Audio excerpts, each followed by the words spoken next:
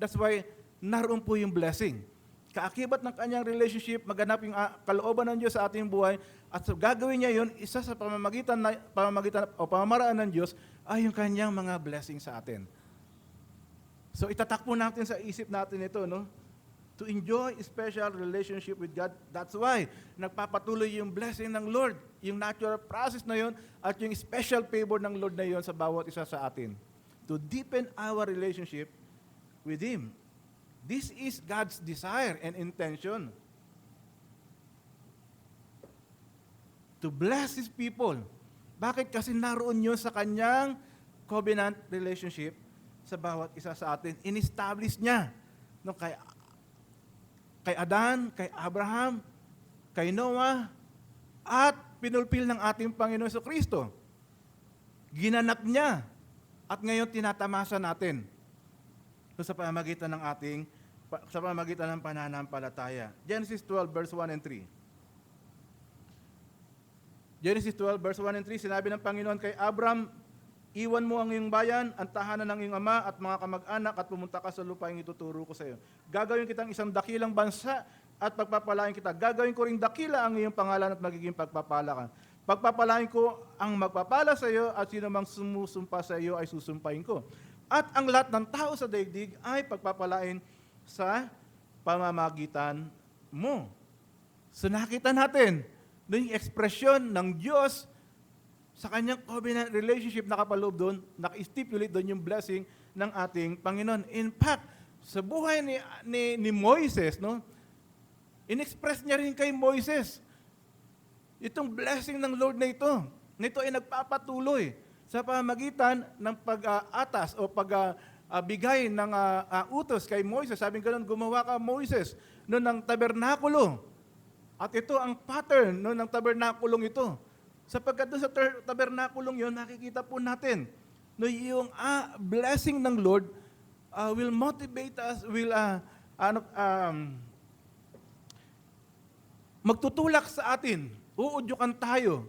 Siyempre, yung Holy Spirit will mag-udyok to worship God. Para sambahin natin ang ating Panginoon. In-express niya sa pangako kay Abraham, pinakita niya in physical term yung kanyang covenant relationship with these people to bless the people sa pamamagitan ng santuario na iyon o ng tabernakulo na iyon. At upang ang bawat sa atin po ay magkaroon po ng pagkakataon katulad po ng linggong ito. No? Naibigay natin. Ngayon, ang Diyos naman ang pinagpapala natin, Lord, bless you. Ano man pong ibig mo sabihin kapag yan po ay kinakataga ng iyong mga labi, kapag nakataas ang iyong dalawang kamay at yung tinataas ang iyong puso sa Kanya, at sinasambit ang, Lord, I bless you. Sabi kanina, unang theme ng Old Testament, the greater is the one who blesses the lesser. So what is the meaning of that word na kapag, Lord, I bless you. No? Pinagpapahala kita, Panginoon. Dito po natin maintindihan doon sa tabernacle ni Moises po. So God promises to bless His people if they are obedient to Him. So hindi po dumarating ang blessing, especially sa mga anak ng Diyos. Automatic may blessing ang Lord sa atin, pero yung special favor po, katulad po ng aking ipinangaral ng mga ilang linggo na po ang nakaraan.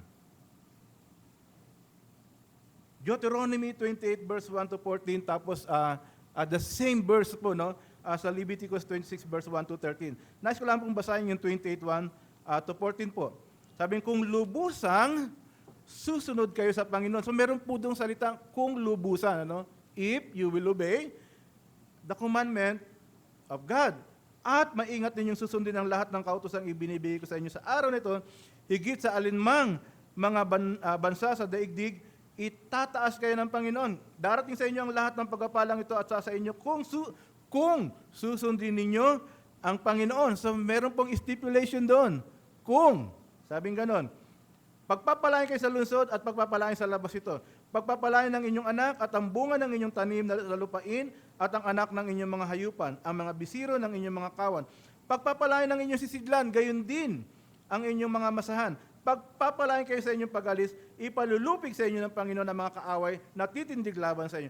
Lulusob sila mula sa isang direksyon, ngunit tatakas sila sa 7 iba't ibang panig. Pagpapalain ng Panginoon ang inyong mga bangan at anumang pagpapatungan ng inyong kamay. Pagpapalain kayo ng Panginoon ng Diyos sa lupaing ibinibigay sa inyo. Gagawin kayong banal na bayan ng Panginoon, gaya ng ipinangako niya sa inyo, na may sumpa kung susundin ninyo ang kanyang mga utos at lalakad sa kanyang mga daan. Meron doon na naman po yun. Ano? Kung magkagayon, makikita ng lahat ng tao sa daigdig na tinawag kayo sa pagkangalan ng Panginoon at matatakot sila sa inyo. Ipagkakaloob sa inyo ng Panginoon ang kasaganaan sa magiging supling sa anak ng inyong mga hayop, sa bunga ng inyong bukrin, sa lupang ipinangako sa inyo ng mga ninuno na ibinigay sa inyo. Bubuksan ng Panginoon ang mga kalangitan ang imbakan ng kanyang kasaganaan at pagpapalain ang inyong mga gawain. Magpapautang kayo sa maraming bansa, ngunit hindi kayo mangungutang. Gagawin kayo ng Panginoon na tagapanguna, hindi tagasunod. Kung pahalagahan ninyong mabuti ang papahalagahan ninyong mabuti ang mga kautusan ng Panginoon, ninyong Diyos na ibinibigay ko sa inyo sa araw ito, maingat ninyong susundin. Maingat ninyong susundin. Lagi kayong nasa itaas, hindi sa ibaba. Huwag kayong lilihi sa alinman sa mga utos na ibinigay ko sa inyo sa araw ito, maging sa kaliwa o sa kanan, huwag kayong susunod sa ibang Diyos o maglilingkod sa kanila. So yung pangako po ng pagpapala ng Diyos ay conditional din po ito. Ito po ay sa ating pagsunod sa Kanya. Sapagkat nandun po sa tipan na iyon, doon sa covenant relationship ng Diyos na yun sa ating buhay, naka-stipulate po doon kung siya yung gumawa ng covenant na yun, hindi po tayo.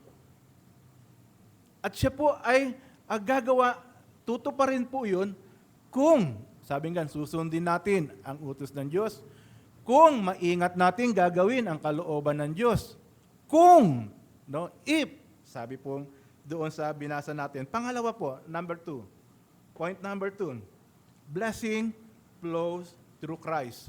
Kanina, all blessing comes from God. Now, blessing flows through Christ. So, the New Testament links God blessing with Jesus. So, yung pagpapala, yung special favor na binibigay ng Diyos sa atin, ito po ay nakaling po sa ating Panginoon. So, kikilalanan natin. Dahil sa biyaya ng Diyos sa atin sa pamamagitan ng ating Panginoon Kristo, tayo po ay nagkaroon ng kaligtasan, subalit hindi lamang kaligtasan. Doon sa krus na yung kasama po yung kagalingan ng ating mga karamdaman at lahat po ng blessing na nakapalo po doon. Ephesians chapter 1, verse 3. Efeso 1:3. Purihin nawa ang Diyos at Ama ng ating Panginoon Kristo na siyang pumuspo sa atin sa sangkalangitan ng bawat pagpapalang spiritual kay Kristo. Praise be to the God and Father of our Lord Jesus Christ, who has blessed us in the heavenly realms with every spiritual blessings in Christ. So, every spiritual blessing, meaning, the Holy Spirit in us, from Jesus Christ, and then the Holy Spirit will siya ang gagawa, dahil kaya ang tawag sa Kanya ay ating kaagapay, ating tagapagturo, maunawaan natin, ang nais ng Diyos, itong triune God na ito, God the Father, the Son, and the Holy Spirit. Itong tatlong ito ang magpupulpil ng kanyang covenant relationship at nakapaloob doon yung blessing ng Diyos sa ating buhay. Sabi ko po kanina, the New Testament has the same emphasis about blessing as the Old Testament on blessing. Magkaparehas lamang po siya. Hindi po iyon nagbabago po, sapagkat ang Diyos po natin ay hindi po nagbabagong Diyos. Nagpapatuloy po yun para sa ating spirit, sa ating soul, at sa ating body. That's why, mas maganda po kung hingin po natin yung spiritual blessing ng Lord. Kasi those things, secondary lamang po yun, it will follow po